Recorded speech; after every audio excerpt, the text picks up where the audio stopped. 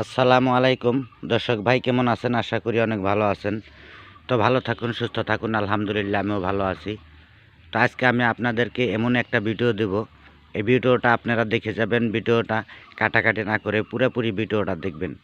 তো বন্ধুরা, যারা চ্যানেলে নতুন আছেন চ্যানেলটি সাবস্ক্রাইব করে রাখবেন। যারা সাবস্ক্রাইব করে আগে থেকে রেখেছেন তারা লাইক শেয়ার অবশ্যই করবেন। আর এই ভিডিওটা আমি দিতেছি আপনাদের জন্য, যাদের ধাতু পাতলা, পেশাব করলে পেশাবের সাথে ধাতু যায়, তাদের জন্য কিন্তু আজকে এই ভিডিওটা আপনারা গুরুত্বপূর্ণ করে দেখবেন। গাছটি আপনাদেরকে দেখিয়ে দেব, খাওয়ার নিয়ম বলে দেব। ইনশাল্লাহ আপনারা উপকার পাবেন। হয়তো পেশাবের রাস্তা দিয়ে যদি পেশাব করার সময় আপনাদের ধাতু যায়, তাহলে কিন্তু শরীরটা দুর্বল হয়ে যাবে, শরীর একদম হালকা পাতলা হয়ে যাবে। তো বন্ধুরা, এই অসুখ আপনাদের ভালো করতে হবে। এই দেখেন আমার সামনে একটা গাছ, এই যে দেখেন, এটা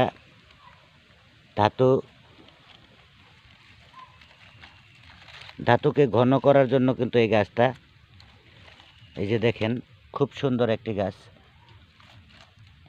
ধাতুমণি গাছ। এটা আপনাদেরকে দেখাইতেছি, দেখেন ভালো করে লক্ষ্য করেন। এরকম গাছ আরও আছে এখানে। তো এই গাছটা আপনারা কি করতে হবে সেটা বলছি। এই গাছের পাতা উঠিয়ে নেবেন, এরকম করে পাতা উঠিয়ে নেবেন, আমি দেখাইতেছি।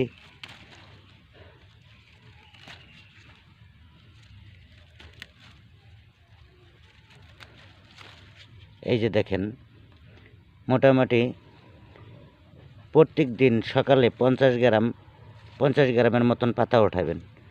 50 গ্রামের মতন পাতা উঠাবেন। 100 গ্রাম করে যদি উঠান তাও আপনাদের ক্ষতি হবে না, ভালো হবে।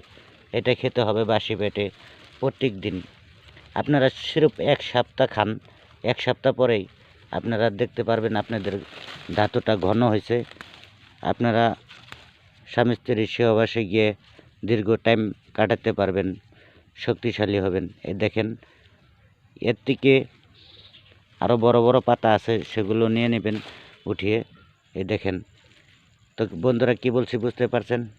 আজকের মতো ভিডিও এই পর্যন্ত। দেখা করব পরবর্তী সময়। আসসালামু আলাইকুম, খুদা হাফেজ।